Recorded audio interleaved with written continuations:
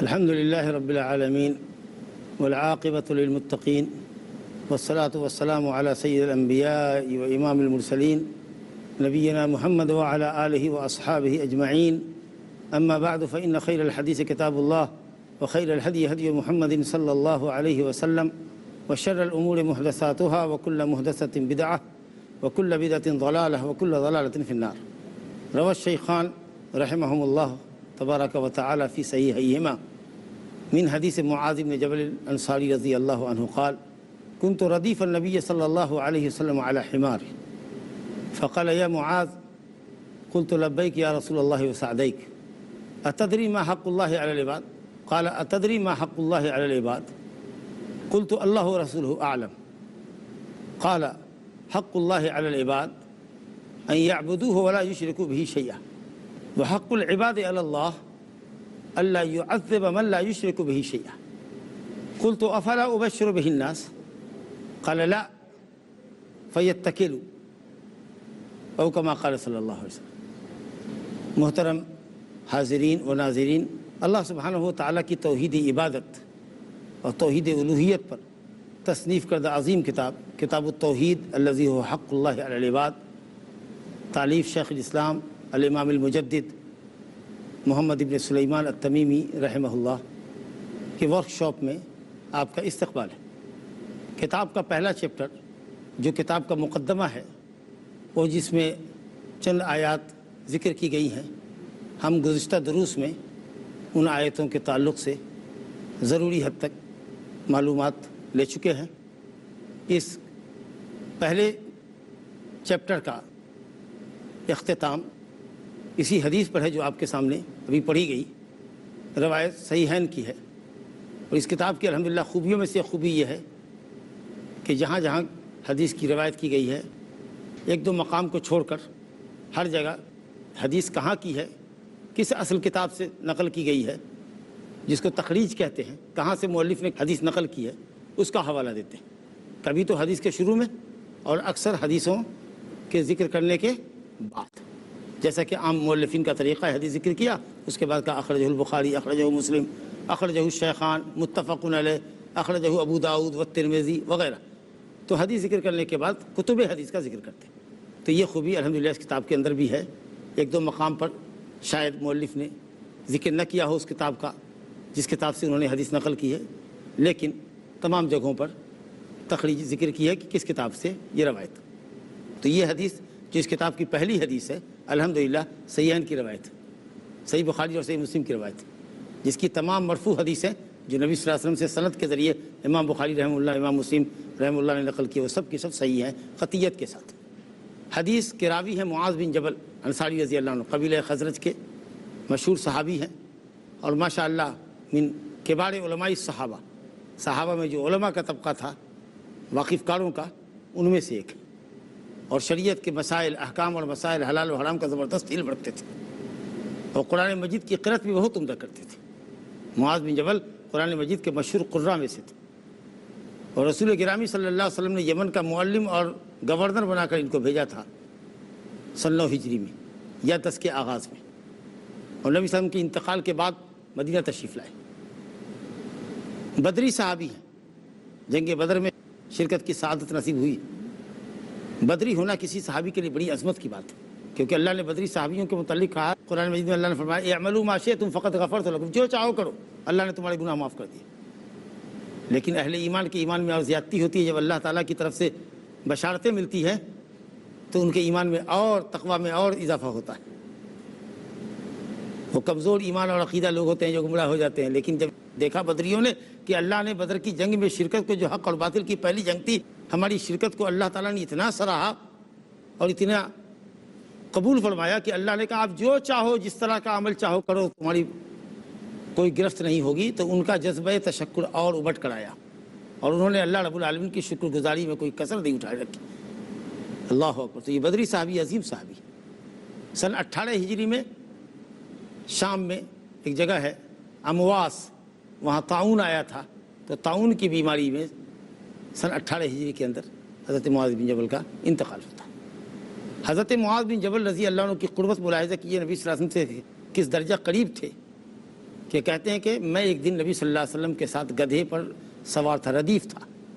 کنت ردیف النبی صلی اللہ علیہ وسلم علی حمار، نبی صلی اللہ علیہ وسلم کا میں ردیف تھا۔ ردیف کہتے ہیں سوار کے پیچھے بیٹھنے والے کو، جانور کے سینے پر اگلے حصے پر سوار بیٹھتا ہے اور اس کے پیچھے جو بیٹھتا ہے اس کو ردیف کہتے ہیں۔ تو نبی صلی اللہ علیہ وسلم نے مجھ کو ردیف بنا رکھا تھا، میں آپ کے پیچھے سوار تھا۔ کتنی قربت ہے، سوار اپنے پیچھے کسی کو بیٹھاتا ہے، قریبی آدمی کو بیٹھاتا ہے۔ اور گدھے کی سواری نبی صلی اللہ علیہ وسلم نے فرمائی ہے۔ یہ نبی صلی اللہ علیہ وسلم کے حد درجہ تواضع کی دلیل ہے کہ جہاں آپ نے اونٹوں کی سواری کی، گھوڑوں کی سواری کی، آپ نے گدھے کی سواری بھی کی، اور اس میں کوئی آر اور شرم محسوس نہیں کی، برخلاف اہل کبر کے، اہل رغبت کے، کہ یہ لوگ گدھے کی سواری کا تو تصور بھی نہیں کر سکتے، مالدار لوگ اور متکبر لوگ تو تصور بھی نہیں کر سکتے۔ تو نبی صلی اللہ علیہ وسلم کا حد درجہ تواضع تھا، اور آپ نے پیچھے سوار بیٹھا رکھا تھا۔ اس سے معلوم ہوا کہ زندہ جانور پر بھی آدمی، ایک سے زائد آدمی سوار ہو سکتا ہے، بشرطے کہ جانور اس بوجھ کو برداشت کر سکتا ہو۔ لیکن اگر ایک ہی آدمی کے بیٹھنے میں اس کی کمر جھک رہی ہے، پیٹھ جھک رہی ہے، اور وہ پریشان ہو رہا ہے، تو نہیں بیٹھانا چاہیے۔ لیکن اگر جانور تنومند ہے، 2 آدمی کا وزن اٹھا سکتا ہے، 3 آدمی کا وزن اٹھا سکتا ہے، تو اس پر 2-3 بھی سوار ہو سکتے ہیں، لیکن یاد رکھے کہ جانور پر ظلم نہ ہو۔ حدیث میں آتا ہے کہ اس گدھے کا نام اوفیر تھا، اوفیر، مٹیالے رنگ کا تھا۔ دوران سفر آپ صلی اللہ علیہ وسلم حضرت معاذ سے پوچھ رہے ہیں، معاذ، تو کہتے ہیں لبیک یا رسول اللہ، میں حاضر ہوں آپ کی خدمت میں، اور آپ کی خدمت میں حاضری کو اپنے لیے باعث سعادت اور بزرگی سمجھتا ہوں، باعث عزت سمجھتا ہوں۔ کسی معظم آدمی کی لبیک پر اور پکار پر آدمی پکار پر لبیک کہتا ہے۔ حضرت ابراہیم خلیل اللہ علیہ الصلوۃ والسلام نے پکارا، وَأَذِّن فِي النَّاسِ بِالْحَجِّ، لوگوں کو حج کے لیے پکارو۔ حضرت ابراہیم نے کہا کہ میری آواز کہاں پہنچے گی، دیواروں سے، پہاڑوں سے، درختوں سے ٹکرا کے واپس آ جائے۔ کہا نہیں تم پکارو سی، قیامت تک جو آدمی اپنے باپ کے صلب میں ہوگا، نطفے کی شکل میں ہم اس کو سنا دیں گے۔ اور جنہوں نے سنا اور لبیک کہا، وہ آج لبیک کہتے ہوئے حج بیت اللہ میں جا رہے ہیں۔ اللہ کی پکار پر لبیک کہہ رہے ہیں، حضرت ابراہیم کی پکار پر لبیک کہہ رہے ہیں، آؤ اللہ کے گھر کا حج کرو، وَأَذِّن فِي النَّاسِ، ابراہیم پکارو، تو لوگ اس پکار پر لبیک کہہ رہے ہیں کہ میں حاضر ہوں اللہ کی عبادت کے لیے، کعبہ کا طواف کرنے کے لیے اور حج کے مناسک ادا کرنے کے لیے۔ نبی کریم صلی اللہ علیہ وسلم نے پکارا، یا معاذ، کہا لبیک یا رسول اللہ وصادق، میں بار بار حاضر ہوں۔ لبیک میں تکرار کا معنی پایا جاتا ہے، بار بار حاضر ہوں اور بار بار حاضر ہوں، تسنیہ ہے، اور اس کو اپنے لیے باعث سعادت اور خیر سمجھتا ہوں۔ آپ نے فرمایا، اتدری ما حق اللہ علی العباد وما حق العباد علی اللہ، جانتے ہو اللہ کا حق بندے پر کیا ہے؟ سب سے پہلا حق، سب سے اہم حق، سب سے تاکیدی حق، جس حق کے لیے اللہ نے بندے کو پیدا کیا ہے، جو حق بندے پر واجب اور فرض اولین ہے، اس سے پہلے کوئی فریضہ عائد نہیں ہوتا، بلکہ دیگر تمام بندگیاں اسی فریضے کی ادائیگی پر اور اس کی پختگی پر موقوف ہیں۔ اللہ کا عظیم حق کیا ہے بندے پر، جو بندوں پر واجب اور فرض ہے، اور اگر بندے اللہ تعالیٰ کا وہ حق ادا کر دیں تو اللہ رب العالمین بندوں کو اپنے فضل سے بطور انعام اور فضل کے جنت میں داخل کرے۔ یہ بندوں کا حق ہوگا اللہ پر، مگر دونوں حق کی نوعیت میں فرق ہے۔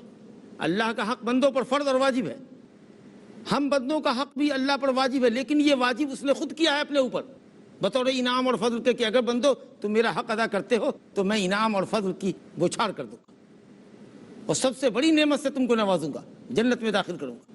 یہ بطور فضل اور انعام کے ہیں، نہ ایسا جیسا کہ معتزلہ اور دوسرے گمراہ فرقے کہتے ہیں کہ جس طرح سے اللہ کا حق ہم پر فرض ہے اور اس نے ہم پر فرض کیا ہے، اسی طریقے سے جب ہم اس کا حق ادا کر دیں گے تو ہمارا حق بھی اس پر فرض ہوگا، اور یہ فرض ہم اس پر کرنے والے ہوں گے۔ جیسے بندوں کا حق بندوں پر فرض ہوتا ہے، جیسے بندوں کے آپس میں ایک دوسرے پر حقوق ہوتے ہیں، اسی نوعیت کے نہیں، بالکل نہیں۔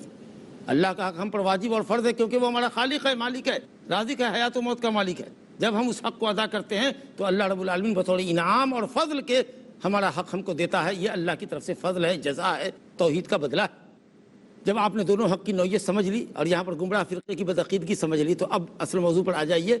تو میں نے یہ کہا کہ اللہ و رسولہ عالم، جب آپ نے یہ سوال کیا کہ بتاؤ اللہ کا حق بندے پر کیا ہے اور بندے کا حق اللہ پر کیا ہے، تو میں نے کہا کہ اللہ اور اس کے رسول زیادہ جانتے ہیں۔ اس سے معلوم ہوا کہ اگر طالب علم سے کوئی سوال کیا جائے اور اس کو جواب معلوم نہ ہو تو تکلف نہ کرے، کہے اللہ عالم۔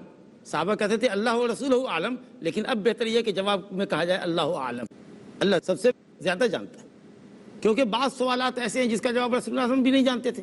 جیسے حضرت جبریل امین علیہ الصلوۃ والسلام نے پوچھا آپ سے، مشہور حدیث جبریل میں ہے کہ قیامت کا علم بتائیے، قیامت کب ہوگی؟ تو آپ نے کہا مل مسئول عنہا بعالم من السائل، جس سے آپ پوچھ رہے ہیں وہ پوچھنے والے سے زیادہ نہیں جانتا، یعنی ہم اور آپ لا علمی میں برابر ہیں۔ تو اگر کسی سے کوئی پوچھے کہ کب قیامت ہوگی، اگر آپ کہتے ہیں اللہ و رسول عالم، اللہ اور اس کا رسول زیادہ جانتے، تو قیامت کا علم تو نبی ہم کو بھی نہیں تھا۔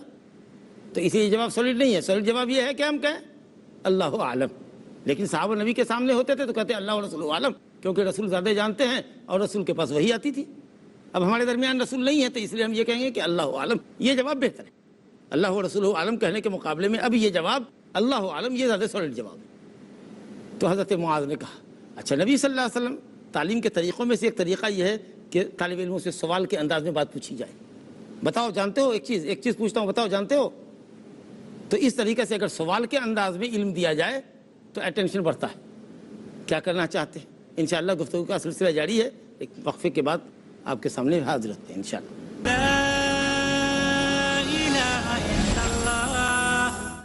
السلام علیکم ورحمۃ اللہ وبرکاتہ۔ محترم حاضرین و ناظرین، وقفے کے بعد آپ کا استقبال ہے۔ ہم حدیث معاذ سے گزر رہے تھے اور آپ سے یہ عرض کر رہے تھے کہ تعلیم کا ایک طریقہ یہ ہے کہ سوال کے انداز میں تعلیم دیا جائے۔ اگر طالب علم سے کوئی سوال کیا جاتا ہے، بتاؤ ایک سوال ہے، تو تمام سامعین اور تمام طالب علموں کی نظریں استاد کی طرف اٹھتی ہیں اور کان وہ باتوں پر لگاتا ہے، اور اس کے بعد جو جواب آتا ہے اس جواب کو وہ زیادہ عمدہ طریقے پر سمجھتا ہے اور دل دماغ میں بٹھاتا ہے۔ یہ تعلیم کا طریقہ ہے۔ نبی کریم صلی اللہ علیہ وسلم دنیا کے سب سے بڑے معلم تھے۔ اگر آپ کہتے معاذ اللہ کا حق بندے پر یہ ہے تو اس سے زیادہ اچھا طریقہ یہ ہوا معاذ جانتے ہو اللہ کا حق بندے پر کیا ہے؟ تو سمجھا کہ بہت اہم سوال کر رہے ہیں، اس لیے توجہ کی، یا رسول اللہ میں نہیں جانتا، آپ بتائیے کیا جواب ہے۔ اب سوال کے بعد جو جواب آیا تو اس کے اوپر توجہ مبذول ہوئی اور بات سامنے کی سمجھ میں آئی اور دل میں اس نے اس کو بٹھا لیا۔ تو یہ ایک تعلیم کا طریقہ ہوتا ہے۔ تو کہا اللہ اور رسول عالم۔ اب آپ نے فرمایا کہ حق اللہ علیہ، سنو، اللہ کا حق بندے پر یہ ہے، حق اللہ علیہ العباد ان یعبدوہ ولا یشرکوا بہ شیئا۔ اللہ کا حق جو سب سے بڑا حق ہے، سب سے پہلا حق، اور جس حق کے لیے اللہ نے بندے کو پیدا کیا کہ اگر یہ حق نہ ہوتا تو اللہ تعالیٰ کائنات نہیں بناتا، مخلوق نہیں بناتا، وہ یہ ہے کہ بندے صرف اللہ کی بندگی کریں اور اس کی بندگی میں کسی کو شریک نہ ٹھہرائیں۔ یہ بات ہمارے درس میں ایک سے زیادہ مرتبہ آ چکی ہے کہ جب تک بندگی عبادت شرک سے مکمل خالی نہ ہو اس وقت تک وہ بندگی نہیں ہو سکتی، توحید نہیں ہو سکتی۔ خالص توحید کا نام ہی عبادت ہے، اور اللہ کے لیے خالص بندگی کرنے کو ہی توحید کہتے ہیں۔ بندگی بلا شرکت غیر اللہ کے لیے ہو تو یہ توحید ہے، اور توحید کا معنی پوچھیں تو بولو کہ بندگی صرف اللہ کے لیے انجام دینا توحید ہے۔ اگر بندگی میں غیر اللہ شریک ہے بالکل ہی بندگی نہیں ہوگی، یہ شرک ہوگا۔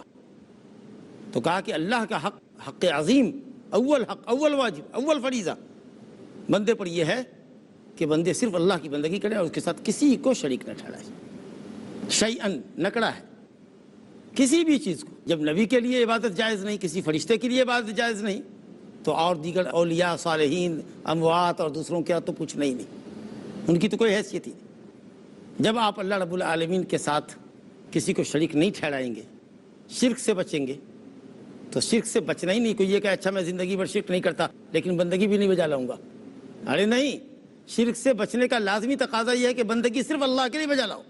اگر اللہ کے لیے بندگی نہیں ہو رہی ہے تو پھر آپ موحد نہیں ہے، مومن نہیں ہے۔ اس حدیث کے اندر محمد رسول اللہ کی رسالت کا بھی ذکر نہیں ہے، تو کوئی یہ سمجھے کہ ٹھیک ہے میں اللہ ہی کے لیے بندگی بجا لاتا ہوں اور شرک بھی نہیں کرتا لیکن میں محمد صلی اللہ علیہ وسلم کا کلمہ نہیں پڑھتا، تو یہ بھی اللہ تعالیٰ کی بندگی نہیں ہوگی، توحید نہیں ہوگی، آپ ملحد، مشرک، کافر ہوں گے، کیونکہ جب تک رسالت پر ایمان نہ ہو اس وقت تک توحید پر ایمان آپ کا درست نہیں ہے۔ کوئی اگر یہ کہے کہ جس نے وضو کیا اس کی نماز صحیح، تو آپ سبھی جانتے ہیں کہ صرف وضو کر لینے سے تو نماز نہیں ہوگی، وضو کرنے کے ساتھ ضروری ہے کہ کپڑا پاک ہو، جسم پاک ہو، جی توجہ اللہ کی طرف ہو، تکبیر تحریمہ ہو، قیام ہو، رکوع ہو، سجدہ ہو، قیام میں سورہ فاتحہ کی قرأت ہو۔ جب تک آپ یہ سارے کام نہیں کریں گے نماز سے، صرف وضو کرنے سے تو نماز سے نہیں ہوتی۔ تو اگر یہ کہا کہ اللہ کا حق بندے پر یہ ہے کہ بندے اللہ کی بندگی میں کسی کو شریک نہ ٹھہرائیں، تو اس کا لازمی تقاضا یہ ہے کہ بندگی کو صرف اللہ کے لیے خالص بھی کریں، شرک سے بچیں، شرک سے تو بچنا پہلے ضروری ہے، اور بلا شرکت غیر، خالص بندگی اللہ کے لیے کریں، اور بندگی بھی نبی صلی اللہ علیہ وسلم کے طریقے کے مطابق کریں، رسالت پر بھی ایمان لائیں۔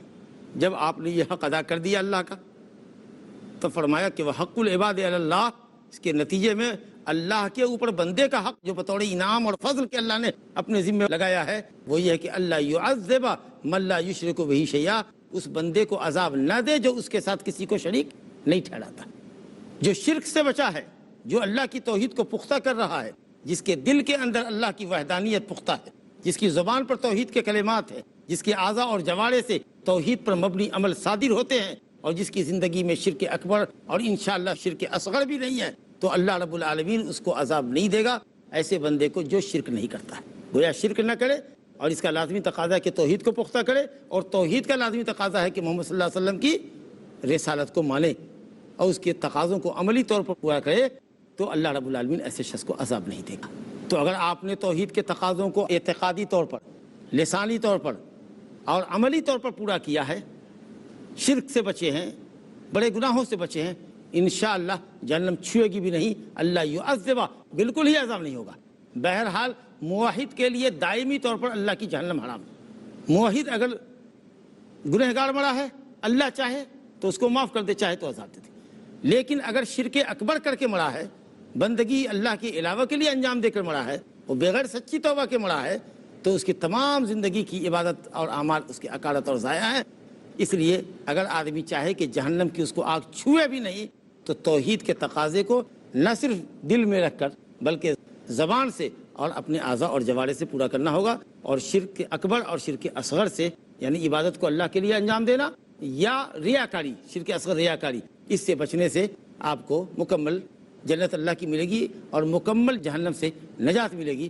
اگر شرک نہیں ہے اور دوسرے گناہ آپ کی زندگی کے اندر ہیں، تو ہو سکتا ہے کہ آپ کو عذاب سے دوچار کیا جائے اور پھر توحید کی بدولت لے آیا جائے۔ یہ عظیم حدیث اور بشارت تھی توحید کی فضیلت اور عظمت کے اوپر، اور اس کی اہمیت پر یہ حدیث دلالت کر رہی ہے۔ جب یہ سنا تو حضرت معاذ خوشی سے پھولے نہیں سمائے، کہا یا رسول اللہ افلا ابشر بہ الناس، کیا میں یہ حدیث لوگوں کو نہ سنا دوں؟ یہ تو بڑی بشارت کی حدیث ہے، شرک سے بچنے والوں کے لیے بہت بڑی بشارت ہے، خوشخبری ہے، توحید کی بڑی عظمت ہے۔ آپ نے کہا نہیں، فیتکلوا، وہ اس پر بھروسہ کر لیں گے اور عملی میدان میں بڑھ چڑھنے کا جذبہ ان کا سرد پڑ جائے گا، لہٰذا مت کہو۔ لیکن حضرت معاذ کہتے ہیں کہ حضرت معاذ نے موت کے وقت میں علم کو چھپانے کے گناہ سے بچنے کے لیے حدیث کو بیان کر دیا۔ تو اس کا مطلب یہ کہ نبی صلی اللہ علیہ وسلم نے منع فرمایا تھا اور آپ نے بیان کیا، اس کا مطلب یہ ہوا کہ حضرت معاذ نے یہ سمجھا تھا کہ دائمی طور پر منع نہیں کیا ہے، یا ایسے شخص کو بیان کرنے سے منع کیا جس کے متعلق خطرہ ہو کہ یہ حدیث کو سنے گا بظاہر تو غلط معنی مفہوم لے لے گا، عمل چھوڑ دے گا، چلو اپن شرک نہیں کرتے تو اللہ تعالیٰ تو عذاب نہیں دے گا، تو عمل کرنے کی کیا ضرورت ہے، اعمال میں پیچھے رہ جائے گا۔ تو اگر ایسا خطرہ ہو تو ایسے آدمی کو حدیث مت بیان کرو۔ لیکن ماشاءاللہ علم ہے، اس کے پاس پختہ ہے، قرآن حدیث جانتا ہے، اور سمجھے گا کہ یہ شرک سے بچنے والوں کے لیے اللہ تعالیٰ کی طرف سے انعام ہے، اور شرک سے بچنے کا مطلب توحید کے تقاضے پورا کرنا ہے اور رسول کی رسالت کو ماننا ہے اور اپنے عمل کے ذریعے اللہ کی بندگی اور رسول کی اطاعت کا ثبوت دینا ہے، تو یقیناً اس آدمی کے سامنے حدیث بیان کرنے میں کوئی حرج نہیں ہے، بلکہ بیان کرنا بھی چاہیے۔ تو یہ سمجھ کر کے کہ یہ ممانعت حرمت کے لیے نہیں تھی، اس لیے حضرت معاذ نے بتایا، یا یہ سمجھا کہ یہ ہما شما کو نہیں بتانا ہے، جاہلوں کو نہیں بتانا جو غلط معنی لے لے، لیکن جو پڑھے لکھے لوگ ہیں، جو معنی سمجھ سکتے ہیں، ان کے سامنے بتانا چاہیے۔ اگر ہم کہیں وہ حدیث سنائے جس نے لا الہ الا اللہ کا وہ جنت میں داخل ہوگا، تو کوئی آدمی اتنی سی بات سن کر کے اگر چلا جائے اور شریعت کا اس کے پاس علم نہیں، تو کیا آپ تو لا الہ الا اللہ پڑھتے ہیں، نماز نہیں پڑھتے تو کیا ہوا، چوری کرتے ہیں، برائی کرتے تو کیا ہوا، لا الہ تو پڑھتے ہیں نا، مسلمان تو ہے نا، ذبیحہ تو کھاتے ہیں نا، تو ہم جنت میں جائیں گے۔ اب ظاہر ہے کہ اس حدیث کا غلط مفہوم اس نے سمجھا ہے، تو اس لیے حضرت معاذ نے عام آدمیوں کو نہیں کہا، مخصوص لوگوں کو، اہل علم کو کہا، جن کو حدیث بیان کرنے سے کوئی غلطی میں پڑھنے کا خطرہ نہیں ہوگا۔ اور اس سے معلوم یہ ہوا کہ یہ حدیث بہت سے صحابہ کو معلوم نہیں تھی، کیونکہ آپ نے معاذ بن جبل کو منع کیا تھا۔ تو ایسا بھی ہو سکتا ہے کہ کوئی خاص علم آدمی کسی شاگرد کو دے جو استاد کے ساتھ چل رہا ہو۔ ابھی ہم جو بات کر رہے ہیں وہ آپ تمام لوگوں کو مل رہی ہے برابر سے، لیکن کوئی ایک آدمی ہمارے ساتھ ہو لے یا کوئی دور تک چلے اور وہ کچھ پوچھے یا ہم اس کو کچھ بتائیں، تو یہ علم اسپیشلی اس کو مل جائے گا، تو اس میں کوئی خیانت نہیں ہوتی استاد کی طرف سے۔ اور یہ ہے کہ صاحب مسلمانوں کو اگر اچھی بات معلوم ہو، دین کی بات معلوم ہو، تو اس کو خوش ہونا چاہیے اور اس خوشی میں دوسرے بھائی کو بھی شریک کرنا چاہیے اور پیغام بشارت وہاں تک لے جانا چاہیے۔ اور دیکھو صحابہ کرام علم اور شریعت کو پا کر کتنے خوش ہوا کرتے تھے، یہ پہلا کتاب التوحید کا جو تفہیم چیپٹر تھا آج کے اس درس پر ختم ہوتا ہے. انشاءاللہ اگلے درس میں ہم کتاب التوحید کا فرسٹ چیپٹر باب اول پہلا باب ہم آپ کے سامنے انشاءاللہ درس میں لائیں گے. اگر موضوع سے متعلق کوئی سوال آپ کے ذہن میں ہو تو آپ حضرات کر سکتے ہیں. السلام علیکم ورحمۃ اللہ. وعلیکم السلام ورحمۃ اللہ. سوال یہ ہے کہ ہر مسلم کا کام جو قرآن اور حدیث سے تعلق رکھتا ہے، تو جیسا آپ نے بتایا کہ وہ عبادت ہے، تو اس کا ریفرنس چاہتا ہوں. اس کا ریفرنس میں یہ ہے کہ نبی کریم صلی اللہ علیہ وسلم کی حدیث حضرت عمرو بن عاص رضی اللہ عنہ سے آپ نے فرمایا، بہت سی باتوں کا ذکر کرتے کرتے آپ نے یہ بھی فرمایا کہ وہ لقمہ حتی اللقمۃ التی تجعلها فی فم امرأتک، وہ لقمہ جو تم اپنی بیوی کے منہ میں ڈالتے ہو یہ بھی تمہارے لیے صدقہ ہے. آپ نے فرمایا وفی بضع احدکم صدقہ، تمہاری بیوی کے پاس آنا، ہم بستر ہونا، یہ بھی تمہارے لیے صدقہ ہے. یا رسول اللہ، ہم میں کا کوئی شہوت پوری کرتا ہے، خواہش نفس کی تسکین کرتا ہے اور اس کو صدقہ اور ثواب ملے گا.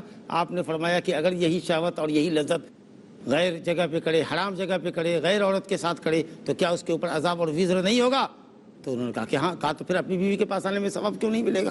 تو الحمدللہ اسلام ایک مکمل نظام حیات ہے. اسلام عقیدے کا نام ہے، اسلام عبادات کا نام ہے، اسلام معاملات کا نام ہے، اسلام اخلاق کا نام ہے. تو اسلام میں جتنی کچھ چیزیں ہیں ان سب چیزوں کو برتنا اور سمجھنا اور عمل کرنا اور اس میں ثواب کی نیت رکھنا، اللہ کی رضا اور خوشنودی کی نیت رکھنا، یہ آپ کے اس عمل کو عبادت بناتا ہے.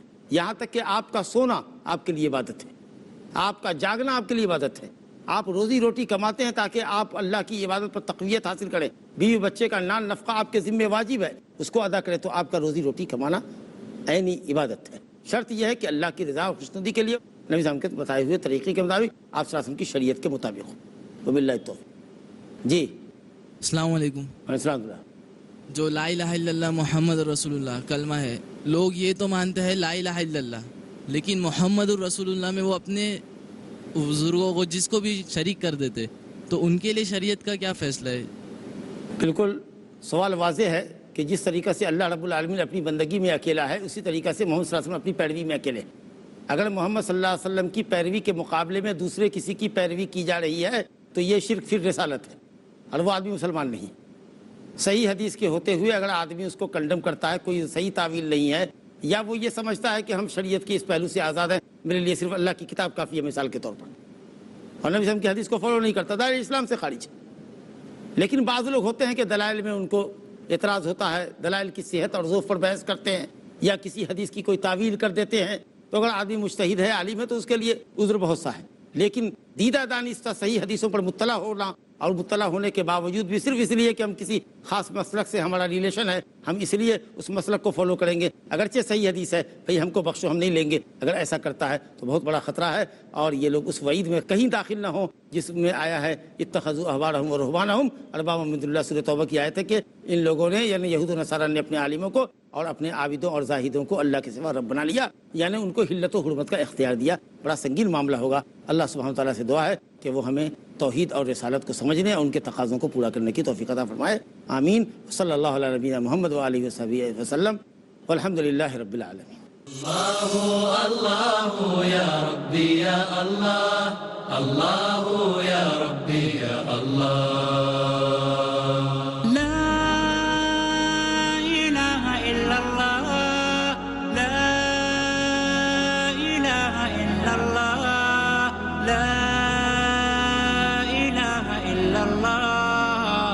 محمد رسول اللہ، محمد رسول اللہ. أرجو رضاك يا الله، أنت الرحيم يا الله، هبني عطاك يا الله، أنت الكريم